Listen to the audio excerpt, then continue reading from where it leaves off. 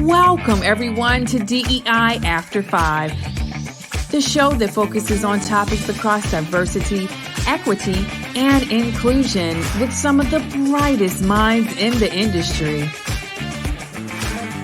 Here's your hostess, inclusive culture curator and coach, Sacha Thompson. Hey everyone, and welcome to this week's episode of DEI After 5. So if you, again, have been following us for any time, listening, watching, you know that this season we are really talking about what happens if DEI goes away. And as I've been having these conversations and talking to other consultants and leaders in corporations, in nonprofits, and other spaces, we all realize the work will continue to happen, right? Work needs to continue to happen in order for us to have more inclusive workplaces, for us to have more psychologically safe workplaces, for us to have environments where everyone can thrive.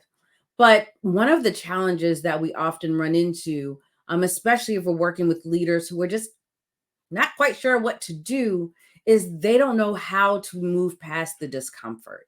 Right? They don't want to say the wrong thing or do the wrong thing. And so today we're going to dive a little bit deeper into that whole area of like, how do you start to push past that discomfort? And so my guest today is Nadia Nagamootoo, who is a consultant in this space, who works with leaders, works with organizations to really help them get past that discomfort. So Nadia, welcome to this episode. How are you? I'm very well, thank you. I'm very excited to be here and to be talking to you. Thank you so much for having me, Sacha. Absolutely. So for folks who may not know who you are, can you tell us a little bit about yourself? Indeed. So I am, you can probably tell from my accent, I am based in the UK, so I'm south of the London Dial. And I'm a chartered psychologist by profession. So I'm a business or occupational, organizational psychologist. It's called different things in different parts of the world. I'm also an accredited coach. I have an MBA from a business school here called Henley Business School in the UK. I have my own company, which I set up almost 10 years ago, called Avenir, and we are a diversity, equity and inclusion consultancy working with corporates, organizations to support with their DEI strategy and inclusive leadership development. And I have a podcast show myself called Why Care, which is in its 5th season. And I've just written a book, which is very aptly named, given the basis of our conversation, Beyond Discomfort, Why Inclusive Leadership is So Hard and What You Can Do About It. I love it. You're doing all the things. I love it. I'm having fun. Going after my own art. Do all the things.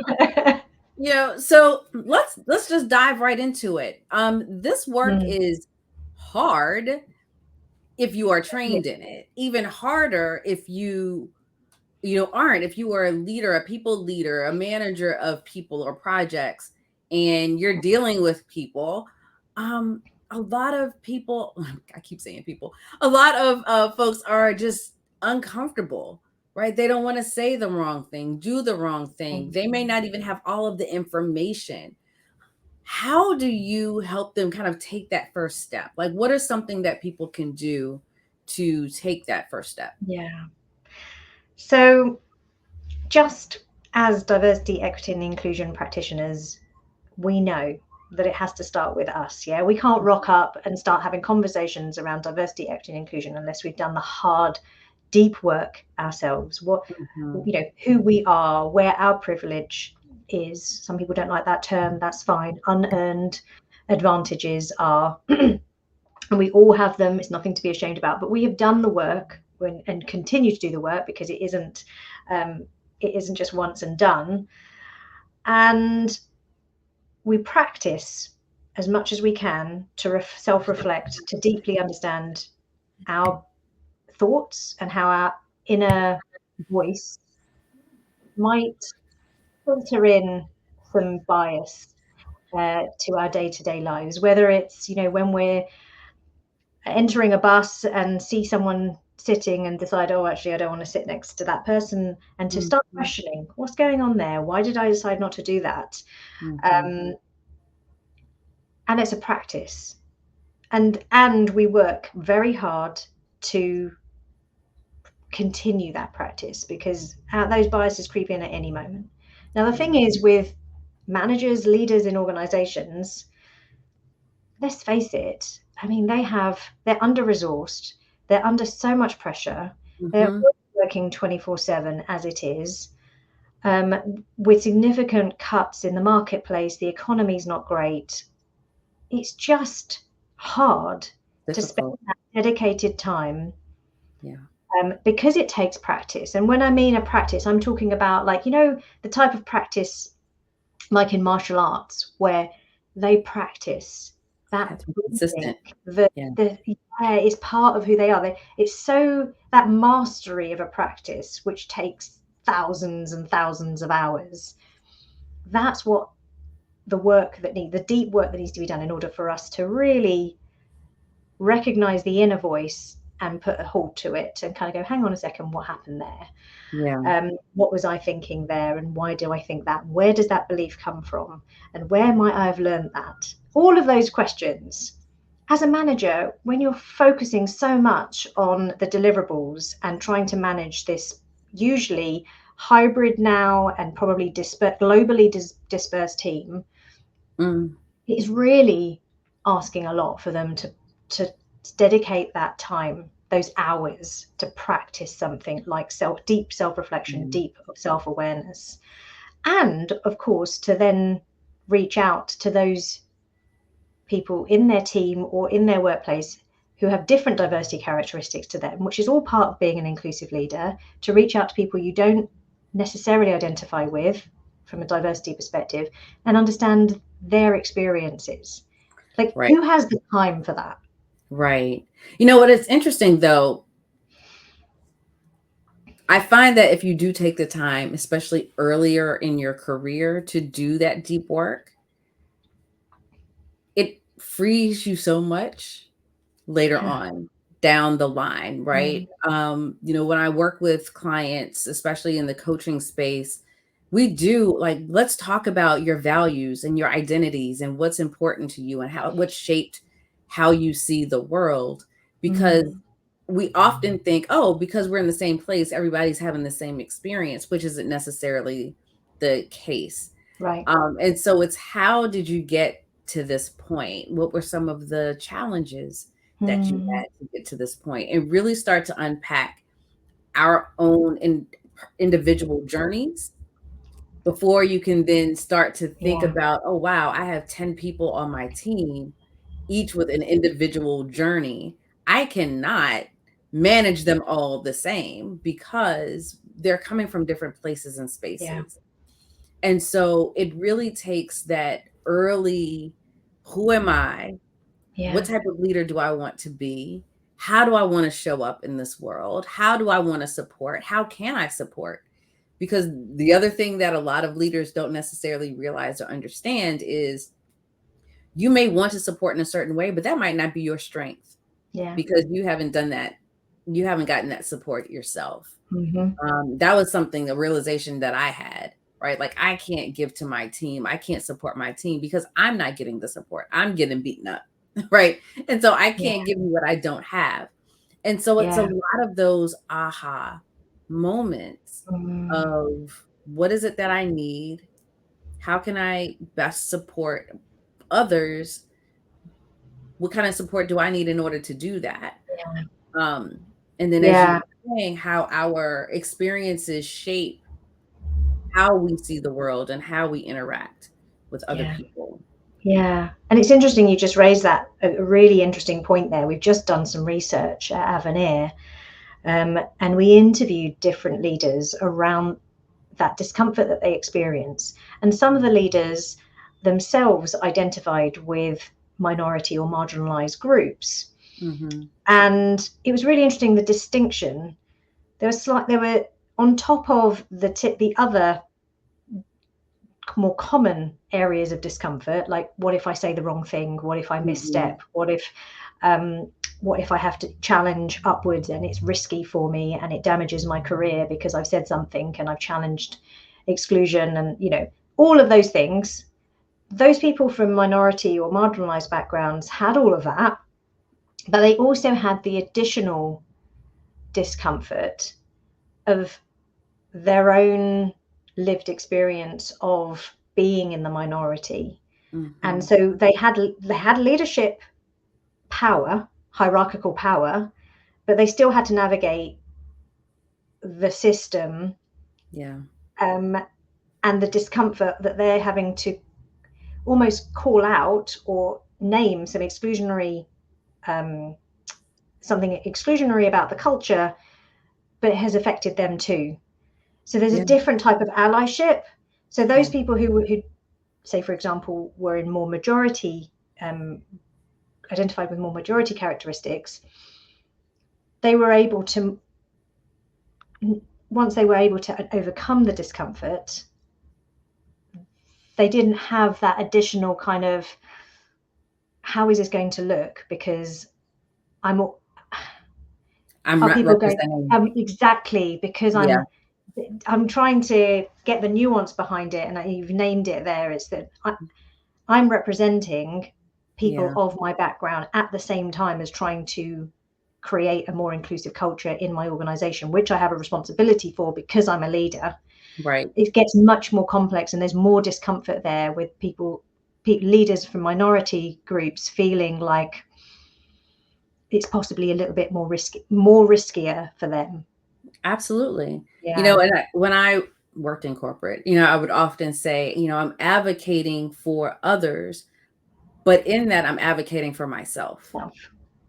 Yeah. Right. And so, yes, I'm speaking on behalf of other marginalized groups because that's the job that I have, is to focus on them. Yeah. But I too am part of that group, right? Exactly. I too am experiencing the very things that we're trying to dismantle or bring light to. And so there is an additional risk to that, because what often happens is it gets flipped as, oh, well, no, this is a personal thing that you're focused on. And it's like, yes, and it's not, right? Exactly. I am a part of this group. I can't disassociate myself from that group because of my experiences. And the fact that someone is asking me to disassociate myself from that says that you don't necessarily see me. Yeah, exactly. So so anyway, we've sort of gone down a very specific type of discomfort there. But, you know, in my book, I talk about other forms of discomfort, which is, you know, for example, leaders feeling like, hang on a second, you're telling me I need to advocate for diversity, equity, and inclusion, but all the stuff I see happening in the organization around diversity, equity, and inclusion has nothing to do with me. It doesn't support people like me. There's no initiative or program, you know, to help people like me. And in fact, I now feel like I don't have a voice when it comes to diversity, equity, and inclusion.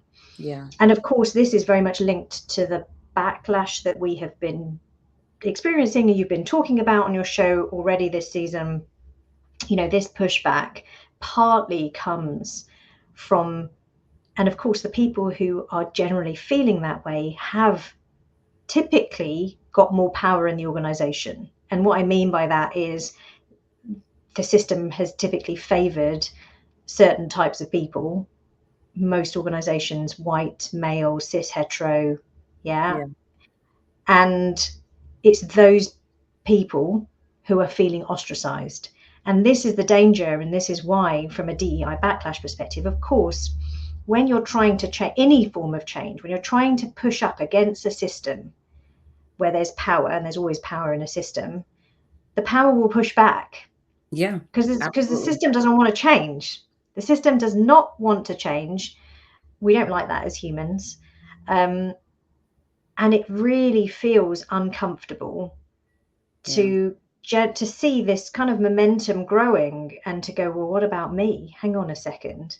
And then they suddenly realize, well, hang on, we've got power here because we're in the majority still.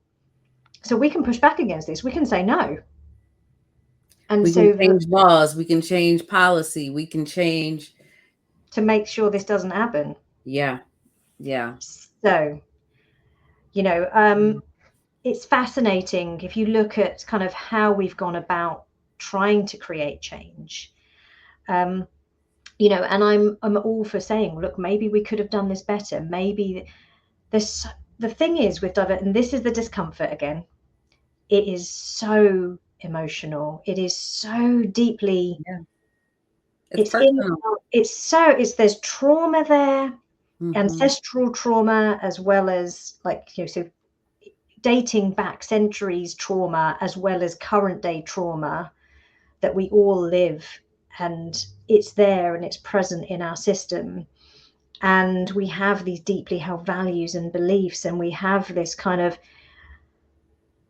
the sensitivity of the topic means that you can't navigate diversity, equity, and inclusion and try to create a more inclusive world without saying, hang on a second, this is just, it goes beyond being unfair.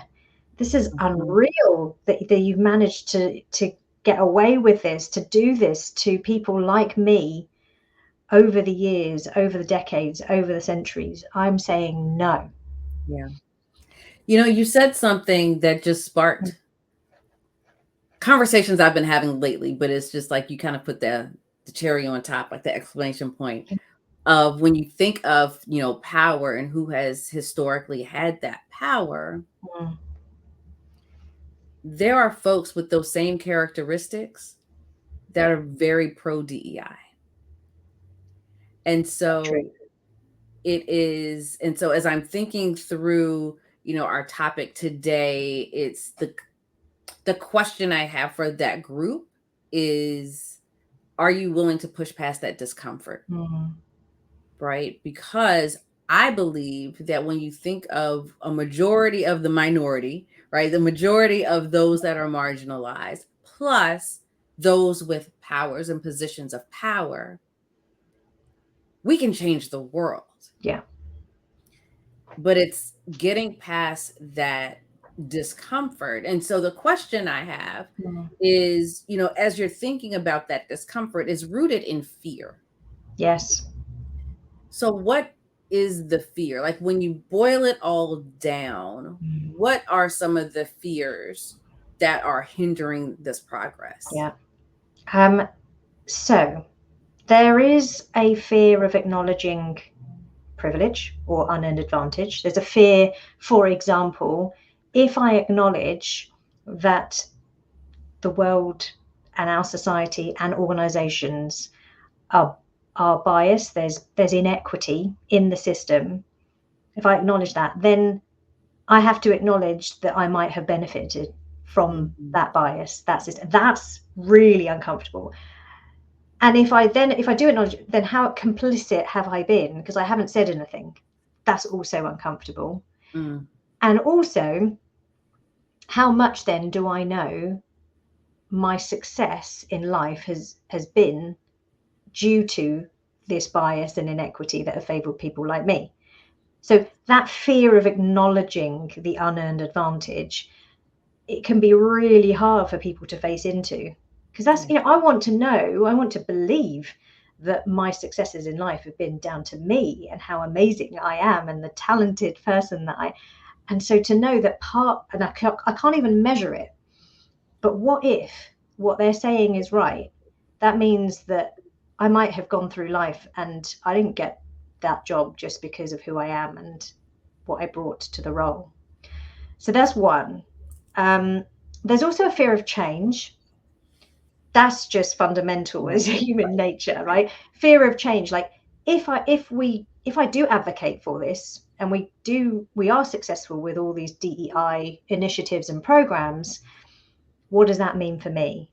Because actually I've experienced a little bit of this now and I'm really uncomfortable sometimes in the room. I don't know whether I'm saying the right thing. I don't know, I don't feel free to speak anymore. And quite frankly, if that's what change is going to bring about, I don't think I want that.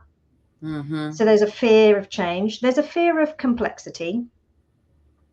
And the complexity here is that we can't measure inequity. We can't measure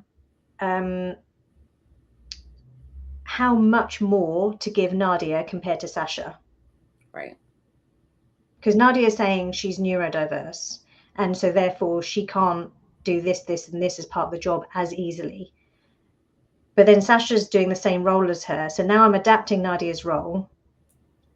Mm-hmm. But Sacha turning around and saying, well, how come her KPIs are different to mine now?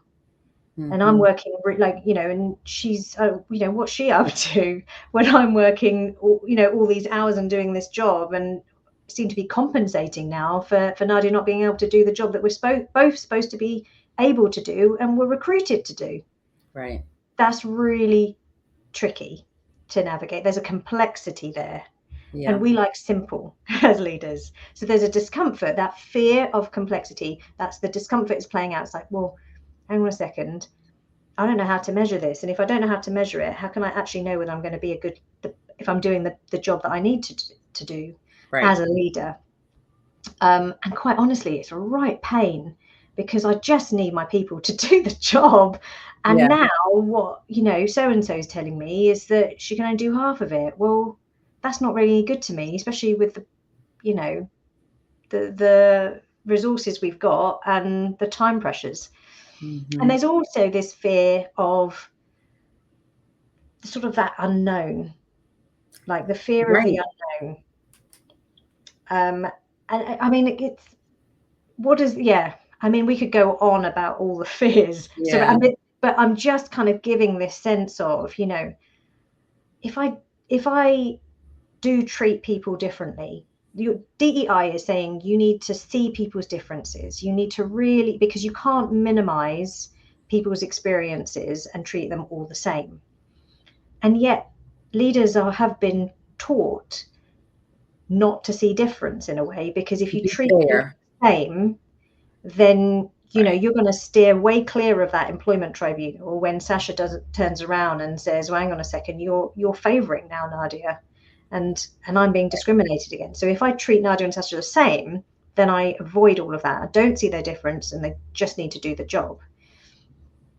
I mean, look, it runs counter. It absolutely does.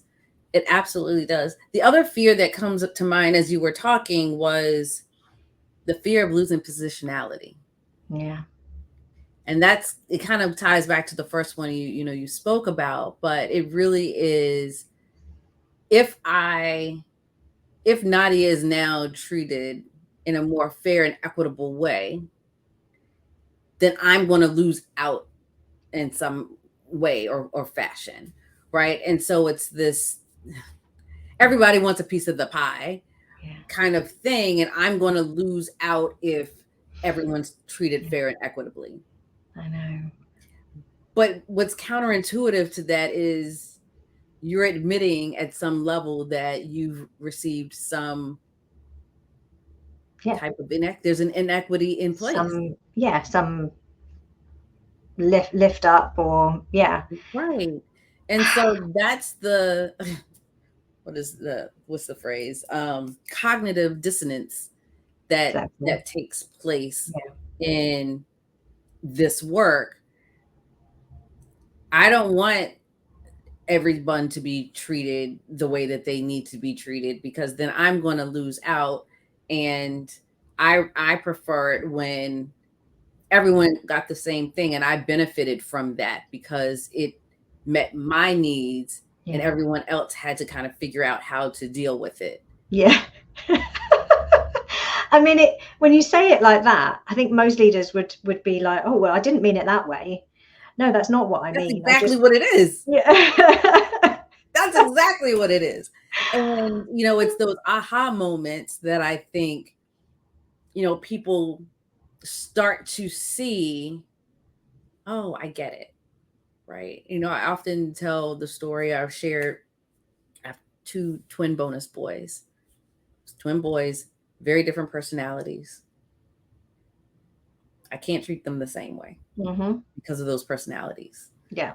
Right. And anyone that has children, you love them all equally, but One might need something else. One might be very independent, Yeah. and the other might be stuck to your hip.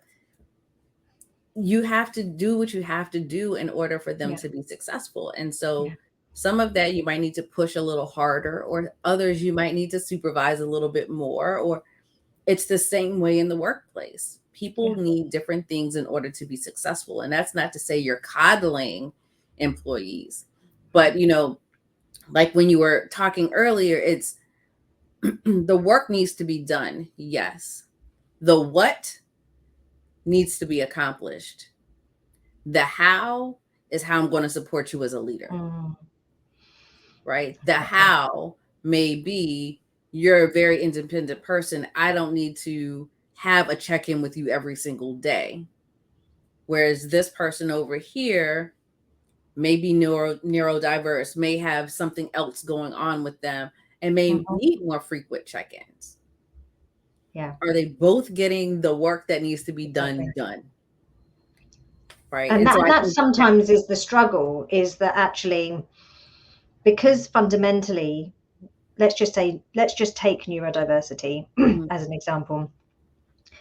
The workplace has been designed by neurotypical people for neurotypical people. Yeah. Job descriptions, roles have been designed for neurotypical people.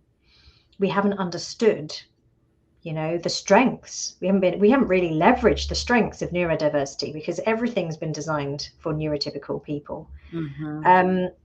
And so people like me have really benefited from that. I know that. I have very high executive functioning. I'm a neurotypical person.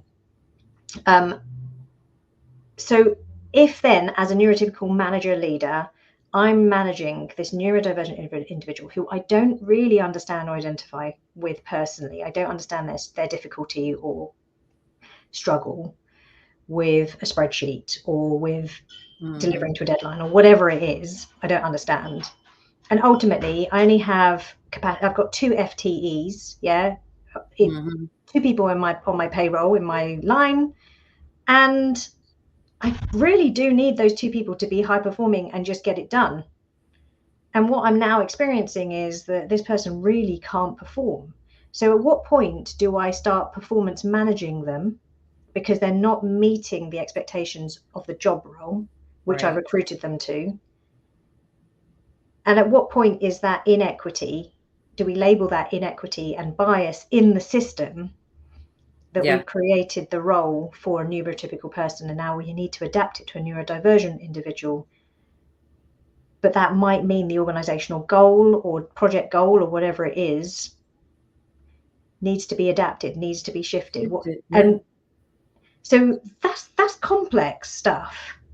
It absolutely is. It absolutely is. And, as you were speaking, I'm like, oh, that sounds like a good job, like for somebody, a consultancy to come in and be able to look at these very, neurotypical job descriptions and say, okay, this is what this person's strengths are. These are some of their challenges. How can we adapt this so that you still get the end results and end goal?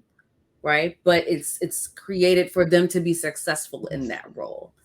And so that's the equity piece of the DEI work that is often left out. It is how do we create these situations where we're removing barriers or providing support for people to be successful? Because it's hard. That's probably the hardest part, is the equity part. A, because we can't always measure it that easily, and B, because it requires a fundamental, and I mean properly getting to the real kind of base foundations of the organization and re-looking at how we do things here, how jobs are designed, how the organizational structure works, how projects flow, looking at everything. And it requires agility from the organization's perspective and from the leadership perspective, because let's face it, people move on. So you might have a neurotypical person in a role and that job description suits them and they can deliver fine. Then the next person who comes along is a neurodivergent individual, and they might have specific challenges. Obviously they will. And so then you need to adapt. how do we make this work? How does, and then that person moves on, and then there's another person who comes in and they've got a disability of some kind, although, and so we adapt. Yeah. That agility is not built in to leadership, and it's not built into organizational systems at the moment. And I will go as far as it's not part of supremacy culture. Yeah. Right? Supremacy culture is very much black and white. This is the way that it is. There's no agility that's a part of that. And so when you have organizations that are very rigid, that's part of that supremacy culture that is innate in how the work gets done. And so DEI runs counter to that. Yeah, DEI is, no, you have to be able to be flexible. You have to be able to be fluid. I don't know why, for some reason, I'm just picturing water. Yeah. But it is that, right? And of course it's going to push back, because it feels like, so if you think about the traditional contract between organization and employee, the power has always been with the organization. Absolutely. Yeah, right. So the cycle, that contract, employer-employee contract. Now, what organizations are feeling, again, this is another example of a system of power pushing back against change, is that it feels like to the organization, to the leaders, senior leaders, that now the pendulum has swung towards the employee. The employee is demanding and saying, well, hang on a second, this doesn't work for me. And actually, there's this, organization doesn't like that. It's like, well, tough. You don't like it? Off you go then. Yeah. And we've seen that with hybrid working, and the likes of Elon Musk, and, just kind of going, well, no, you don't want to work here. This is the terms. You're in 40 hours a week. You then, fine. See you later. So that's the power. That's the system. That rigidity in the system, trying to claim back power from the employee again, feeling like the employee through COVID, through various kind of things that have happened over the last kind of 5 years in particular, has swung. And of course, Generation Z, and this, and their preferences and their demands, it's like the power in the system's kind of going, who do you think you are? Are you entitled Gen Zers? Yep. Yes. It's just, and there's the discomfort, there's fear, there's the power pushing back. That is what we're experiencing. Yeah, it's this, we've always done it this way, and this is how it is. But when you think future forward, when you think of that generation that is now going to start taking over as older generations retire and move on, agility is now going to be a part of the DNA of organizations. And if we're looking at DEI, if we're looking at generational diversity in this post-pandemic workplace, exactly how you said, the power is now with the employees. And employees are now making those shifts of, you don't need to tell me I'm leaving, because I'm going to leave on my own accord, and I'm going to find something that fits what I need out of a workplace, versus me trying to fit into your box that you have over here. And so I honestly believe, and there was some research that was done that said Gen Z said 49% of them said that if their organizations do not change or become more agile, they will not be around in the next 10 years. Yeah. And so this is that time now to get past that discomfort, to get comfortable with being uncomfortable. Yeah. Right. And really trying to figure out what it looks like to move forward in a much more equitable, agile way, because that is the future of this work. Yeah. And it is. And I genuinely think that organizations, they have a lot of work to do, and they're pushing back against that work because it is so hard. And it is really just ripping them apart in terms of, there's so much, it's almost overwhelming how much work there is to do if we're really to create an equitable organizational system and an equitable society. And it's easier to push back against it than do the work itself. It's easier to stay comfortable. This is what we know. This is what works. It served us well, up to now. And to ignore. You have to. And I think that's where we come in as DEI practitioners, professionals, to support and guide that work, and to really, because you have to have empathy at the end of the day. Absolutely. With that discomfort. We can't go, well, it's hard, but you got to do it anyway. We don't want to be that sort of parent. Well, I'm sorry, you're just gonna, I know, you're just gonna have to do it anyway. Suck it up. Yeah. No one likes to be that sort of parent, and certainly every child will rebel against that sort of parent. So how can we demonstrate empathy for that discomfort that leaders are experiencing right now? Yeah. And I do think that care and consideration for how that is feeling to them, that experience of discomfort, the fears that we've just been speaking about, they're very real. And if you saw a child with all of those fears, you would do something different. You would put a hand around them. You would give them a hug. You would say, it's going to be okay. I'm going to help you. Mm-hmm. Right. And I think that's where, if we change tact, if we stop kind of trying to fight the good fight, which is still very relevant, but if we do it in a different way, through care, through empathy, through, going, do you know what? This is all going to serve all of us. The greater good. Absolutely. Right. And they might not buy into it right now, but I think we need to stop fighting the system in the way we've been fighting it. Yeah, I agree. So Nadia, what are the things that you do to take care of you, to fill your cup? So I have 2 girls, and so for sure filling my cup is days out with them, and really just kind of switching off, going for nice walks. We do a lot of walking as a family, and going out to sort of the countryside, and we love that. I have to say, connecting with other women, entrepreneurs, DEI practitioners, or just really cool, amazing, inspiring women, that definitely fills my cup. And I have had the pleasure of doing more of that recently, and it's just so uplifting. In general, to be with other people who are doing amazing things, but there's something special about women supporting women that gives me something extra. I love going to the theatre. I'm going to the theatre tonight. And yeah, just chatting, talking to people in like you, that fills me. That just, I don't do the work I do, and I think you don't either, to make a shed load of money, and it's all about the money. This is about a deep purpose that I have, right? This is about a purpose. I want to help create a world where people feel like it was designed for them. Yeah.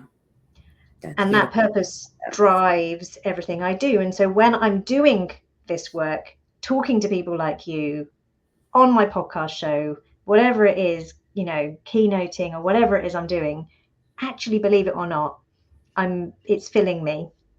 So I'm so lucky, because I get that from so many places in my life. Beautiful. I love it. So if people wanted to get in contact with you, what is the best way for them to do that? Yes.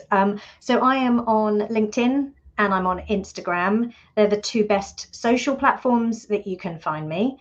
You can also contact me through the Avenir website. And in the very near future, probably even next week, hopefully, the NadiaNagamootoo.com website will be live. And you can also contact me through that as well. My book website, which is beyond-discomfort.com, you can sign up to join the Beyond Discomfort community. And from September, I'm organising monthly 45-minute community calls where we're going to talk about discomfort. And I don't know what's going to come up in those conversations. It's just going to be whatever is going on at the time, just kind of bring stories, sharing, Love it. So there's lots of ways. I'm very accessible, and I love hearing from people who are interested in talking about inclusive leadership, diversity, equity, inclusion, or anything.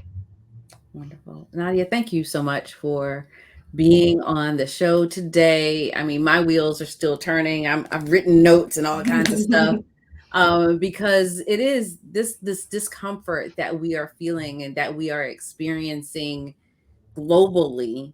I think is the discomfort that we need in order to push to this next iteration of what this work is and could be. And so in some ways, it's a bad thing, but I think in most ways it is what we need in order to get past this hump that we're facing. Stuckness, I call it. Yes, absolutely. Stuckness. Yes. All So right. thank you so very much it's been amazing. Thank you for having me. Absolutely. And thank you all for tuning into this week's episode. I hope you were able to gather some thoughts, get some ideas, of course, grab a few nuggets that you can think about today, tomorrow, share with others. As always, we want you to like, share, subscribe, follow us on YouTube, follow us wherever you listen to your podcast every Tuesday at 5:15 p.m. Eastern. And until next time, have a good one.